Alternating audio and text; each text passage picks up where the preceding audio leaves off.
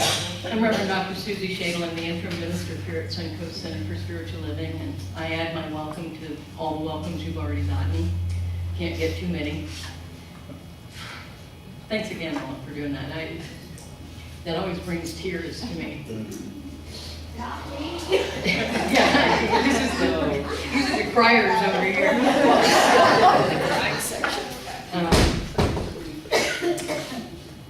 You know, and I think I shared this last year, and I think I even brought my little flag with me. I was not born in the United States. I became a naturalized citizen of this country when I was almost 6 years old. And the main thing I remember was that a guy in a black robe asked me some questions. I must have answered them right because he let me stay. And then he gave me a little American flag, and then we went out and had a fabulous breakfast somewhere. As fabulous as a 6-year-old knows about, you know. And I became an American citizen. And so, like all of us, I have a really vested interest in this being the beacon on the hill for the rest of the world. This was the great experiment, and we're still experimenting. And there's much to try, much to do. So, I want to let you know that, or remind you that, no, actually let you know this is the first Sunday in July. I just realized. Hello. You know, I live with stuff for longer than, I'm kind of ruminating on things before I get to the point of sharing them with you, and so I sometimes get ahead of myself, and I guess that's better than being behind myself. Anyway, all of Centers for Spiritual Living is focusing on the theme this year of values-based spiritual living. And the July theme from Centers for Spiritual Living is open communication, spiritual living through open communication. And what they say about that is that we stand together in a shared commitment and devotion to our spiritual principles, practices, and values, and we communicate openly with each other in an atmosphere of collaboration and inclusion. I like that. That feels good to me. That whole idea feels really good to me. And it's part of the experiment of what we do in spiritual community and what we do in this nation. And like I said, we still have lots of work in the lab to do, with all of it. What I've chosen as the theme for Suncoast, to sort of dovetail into that for the month of July, is communicating with our awakened self. I'm kind of thinking if we were awake, things would probably go more according to the way we're thinking maybe they could, should, would. So we're going to look at that. And today, of course, we celebrate our interdependence. Happy 4th of July. I don't like to think of it so much as independence anymore as interdependence. And if ever that were truer, it's now that we are interdependent in this country, and we're interdependent in the world. We're so much more connected because of technology and a myriad of other things. We can't sort of pretend that we don't know there are other folks in the far corners of the world. So I'd like to open this morning with something that our founder, Ernest Holmes, wrote in 1953. It was a very good year, the year of my birth. And I'm very well aged, I have to tell you, so I'm about ready to be opened, I think. So Ernest Holmes wrote, "My prayer for my country. Believing in the divine destiny of the United States of America and in the preservation of liberty, security, and self-expression for all, I offer this, my prayer for my country.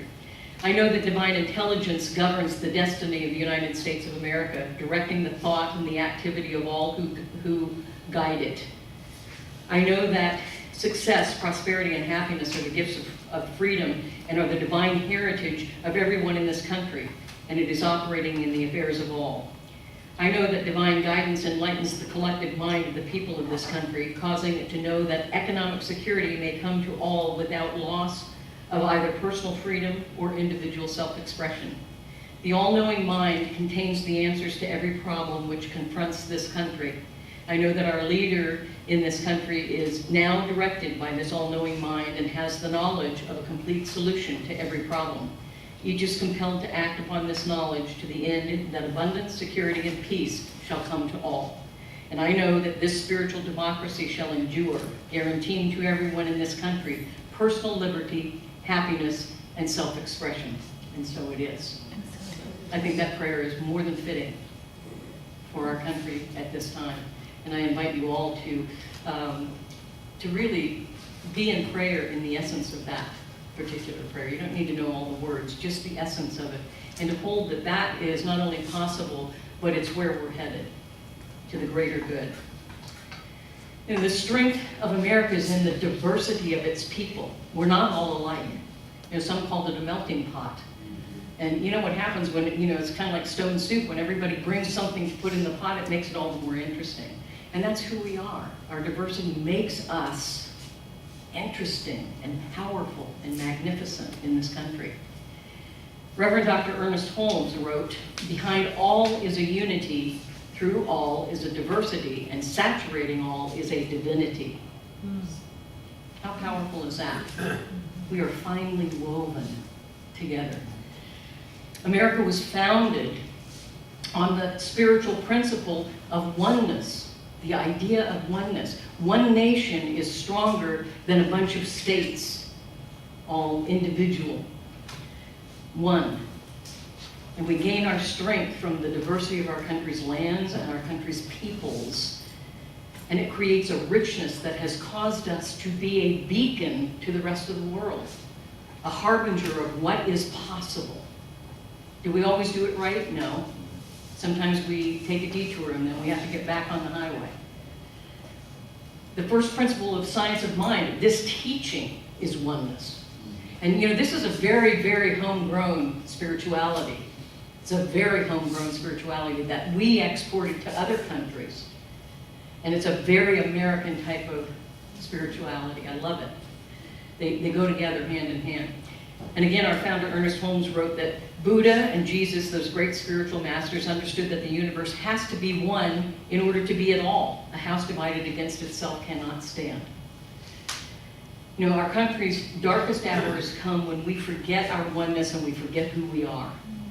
And our finest hours come when we focus on what is best about us, which is our diversity, which brings a magnificent oneness and unity to bear. It's important for us to take this on, take the challenge on of cultivating and nurturing the passion that we have for the possible, individually and collectively. Infinite possibility out there with our name on it. And it's just waiting for each one of us and for all of us to claim it and to keep claiming it because it just keeps growing.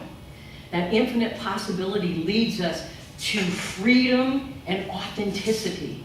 The freedom to be authentically who we are and to express that and to share that and to give that willingly.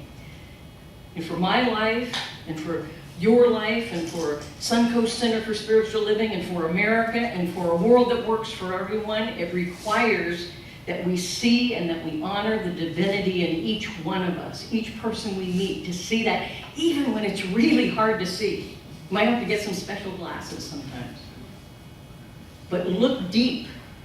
Even when you think you're seeing something that is the antithesis of possibility of goodness, look deeper. Because every single one of us is an expression of the one Spirit. Some of us have forgotten how to do that clearly. Stand with that person. Pray with that person. Support that person in living into their destiny and living into who they truly are, living into that authenticity. And I gotta tell you folks, I'm just as guilty as the next one to look and say, wow, that looks bad. I better put some juju on that. I better put some judgment on that. And then I have to reel myself back in and remind myself of the truth. That yes, even that person that I think woke up this morning to make my life miserable is an emanation of the one Spirit. And as I begin to remember that, guess what? So do they. That's what we're called upon to do. To realize, this is really important. Last week I asked, how many of you believe that God is all there is? How many of you believe that? How many of you believe that God is all there is? How many of you believe that God is for our good? Yes. Really? Okay. Every minute of your life? No. I rest my case. So, all that means is that we're still here in human form because we still got some work to do.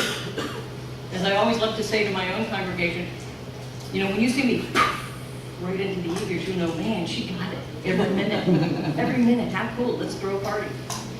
So if we're still here, we're still evolving, we're still working on it. It's a good thing, it's a good thing. So we're here to realize that God is all there is, and that we are one with God, and therefore we are one with one another because there is only one.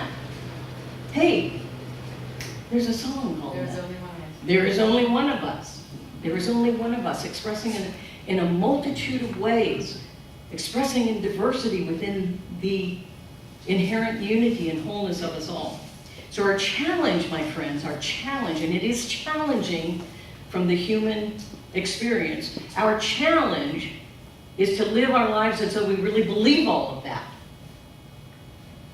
So before you take your next action, before you say your next thing, stop for a moment and say, do I really believe this? If I really believe these truths, would I say something different than what I'm about to say? Would I say it differently? Would I be doing something different than what I'm about to do? You know, all it takes is the amount of time it takes for one breath. Do I believe this?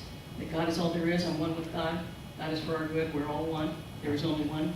If I believe that, is what I'm about to say, what I mean to say, what I'm about to do, what I mean to do. Just takes a moment, just a moment.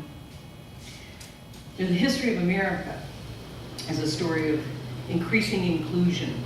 You know, we hear from the Declaration of Independence, sorry. Well, we probably hear it from the Declaration of Principles also, but Declaration of Independence says that all men are created equal and they are endowed by the Creator with certain unalienable rights. That among these is life, liberty, and the pursuit of happiness. Now, it used to be way back when, and last week, that all men used to be white men who were landowners, right? So think about it. We have come a ways. We have a long way to go. But we're ever evolving.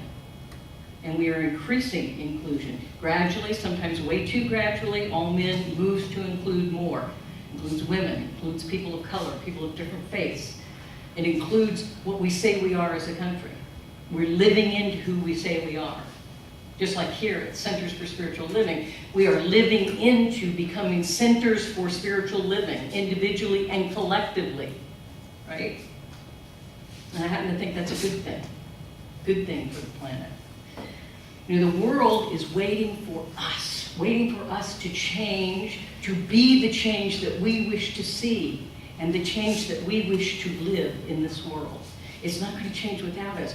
We must change internally and then become what it is that we want to be. To be one world, one heart, one soul. Emmett Fox said the human soul may be thought of as an opening through which infinite energy is seeking a creative outlet. Our soul is a place of creativity. It's a place of birthing what's possible. And so at the individual and the collective level of being, our soul is our spiritual essence, our authentic true self. The soul is, I mean, it's the goods, folks. Our soul is that impeccable good that lives within us. And sometimes it's way deep in there. And so we've got to reach in and say, hey, come on out. Let it out. Let it out. And help others to bring it forth in them. Our purpose is our reason for coming at this time in this incarnation, in this human experience, that we are manifesting in human form, that we become the action and the hands and the feet of Spirit itself to be fully expressed. And our sole purpose then is our intention to express our spiritual essence or our true self. You know, if we go to all these seminars and we read all these books and take all these classes and stuff to find out, what's my purpose?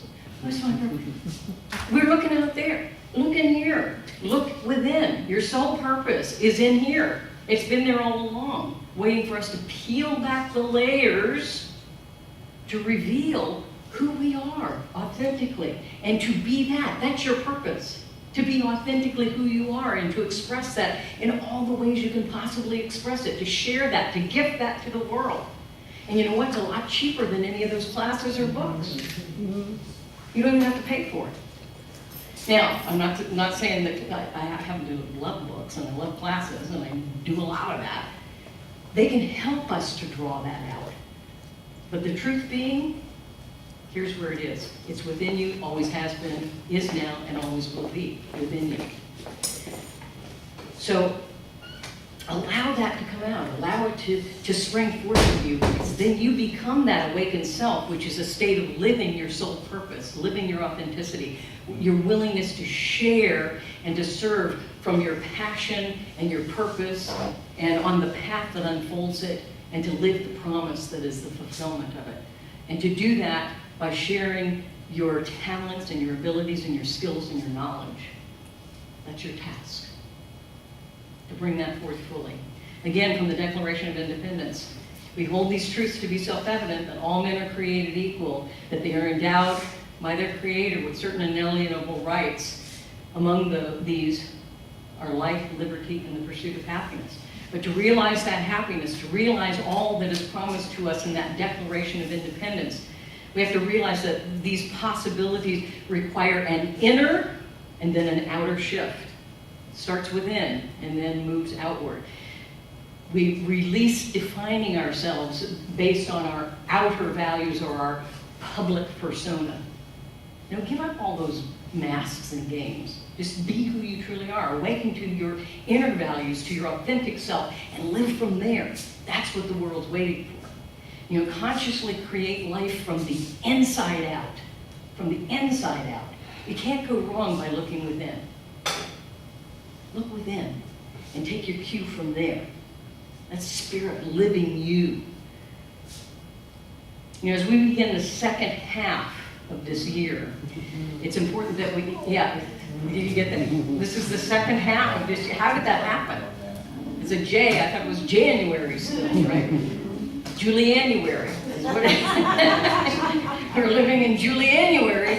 And, you know, it's important that we understand that to change our lives on the outside, we must first change our lives on the inside. The work begins in our consciousness. We need to deepen and expand our consciousness and our awareness of the possible.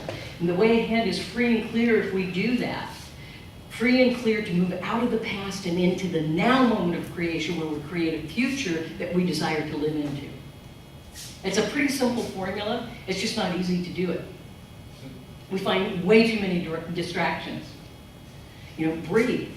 All it takes is, as long as it takes to take a deep breath, to remind yourself, oh, wait a minute, how do I want to live? Just remind yourself. That working consciousness helps us to change the beliefs that need to be changed about ourselves, about life, about the world, about the possibilities that are in front of us. And it's important because what we believe creates, attracts, and allows our experience. I love what Henry Ford said. He said, if you believe that you can, or if you believe that you can't, you're right. So I'm voting for believe that you can. Believe that you can bring your intentions and possibilities into being in your life.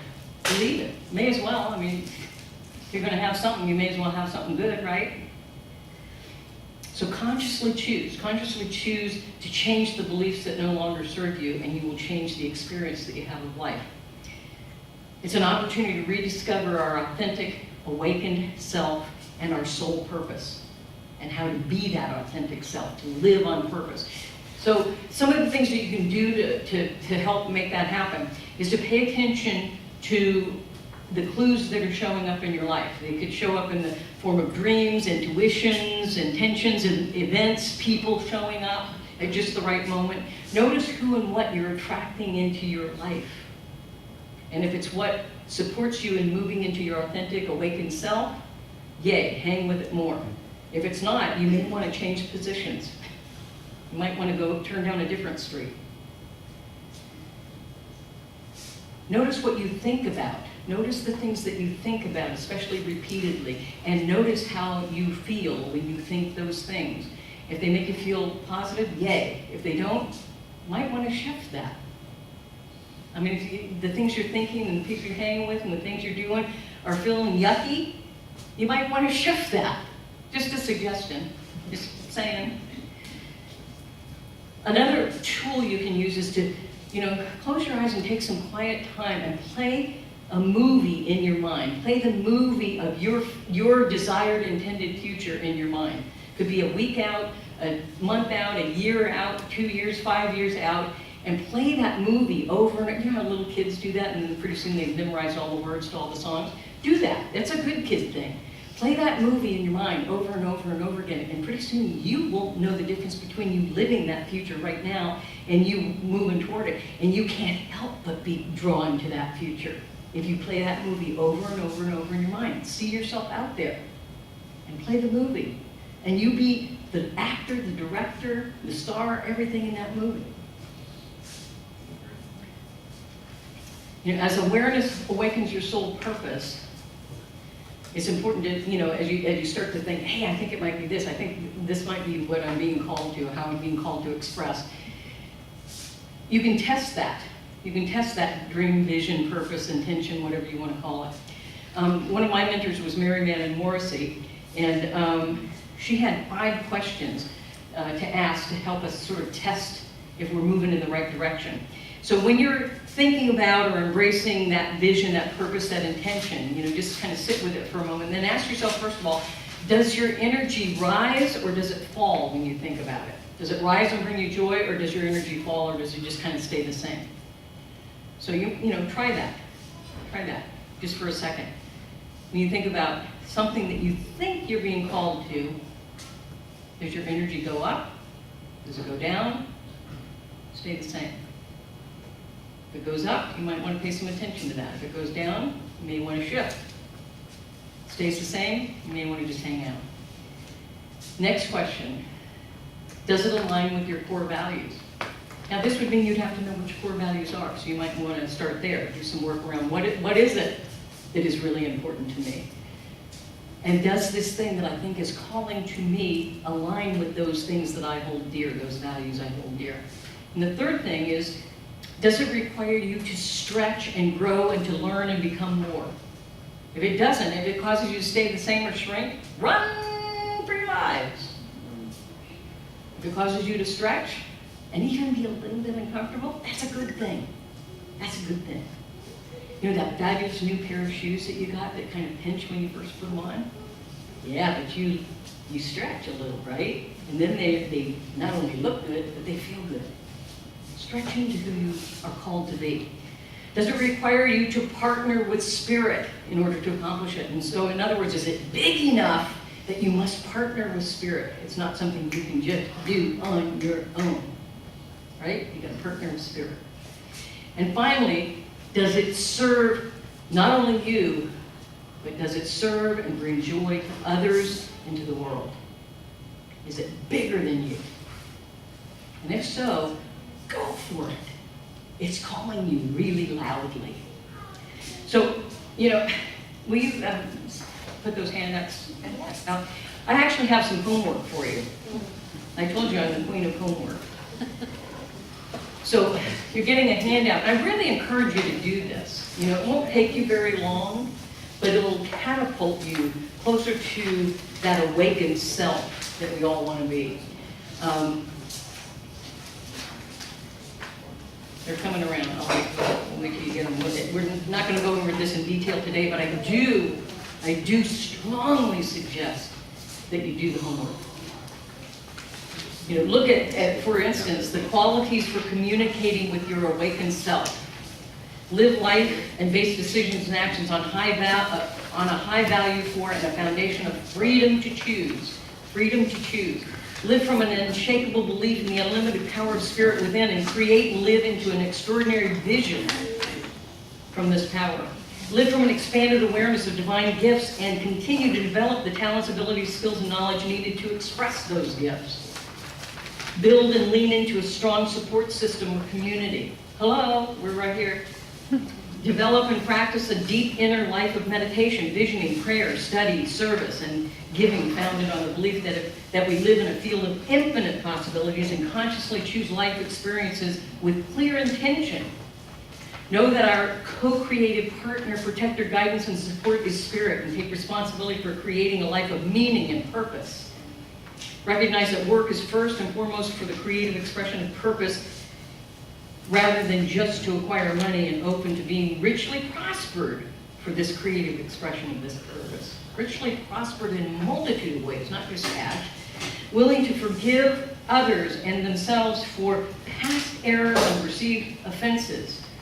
Live a disciplined life of service to humanity and all of life. And if you'll notice on the back, you have an opportunity to write my declaration of awakened self-creative expression. So I'm going to invite you to spend some time with this week. You know, this is important stuff. This is the consciousness work. This is the stuff from the inside out. You know those chocolate fountains at weddings? That's what this is. It's like, you know how they go, and all this chocolate is overflowing? That's consciousness. It's from the inside out. So do that. If you do this kind of work, I guarantee you good things will happen for you and for those around you. Please, I beg of you to do the work. Truly. I'll stake my bank account on it. There's not a lot in there, but hey. Because I didn't tell you which bank account. No, I mean, truly, I know that this works. To do the work in consciousness has all the power to make life magnificent. And finally, I would like to close with a reading from the Meditations from the Heart by Howard Thurman. He was an American mystic, really powerful person. He was a huge influence. He was a mentor to Reverend Dr. Michael Beckwith, who many of you know or know of. And so I want to share this with you in closing. Strength to be free. Give me the strength to be free. The thought of being free comes upon us sometimes with such power that under its impact, we lost the meaning that the thought implies. Often being free means to be where we are not at the moment, or to be relieved of a particular set of chores or responsibilities that are bearing heavily upon our minds. To be surrounded by a careless rapture with no reminders of costs of any kind. To be on the open road with nothing overhead but the blue sky and whole days in which to roam. For many, being free means movement, change, and reordering. Give me the strength to be free. Often to be free means the ability to deal with the realities of one's situation so as not to be overcome by them. It is the manifestation of a quality of being and living that results not only from understanding one's situation, but also from wisdom in dealing with it. It takes no strength to give up, to accept shackles of circumstances so that they become shackles of soul, to shrug the shoulders in bland acquiescence. This is easy, but do not congratulate yourself that you have solved anything. In simple language, you have sold out, surrendered, given up. It takes strength to affirm the highest prerogative of your spirit, and you will find that if you do, a host of invisible angels will wing to your defense, and the glory of the living Spirit will envelop your surroundings, because in you, Spirit has come into its own. Give me the strength to be free. Freedom is a huge responsibility. Take it seriously and exercise it abundantly. Be free to be who you are. Blessings. Blessings on your journey of communicating with your awakened self. I mean that in two ways. With is a powerful word there. Communicating with yourself. So have conversation with yourself. Have communion with yourself. But also communicating with your awakened self means that you communicate from that awakened self. Communicate with your awakened self on all levels. Be free to be. And so it is.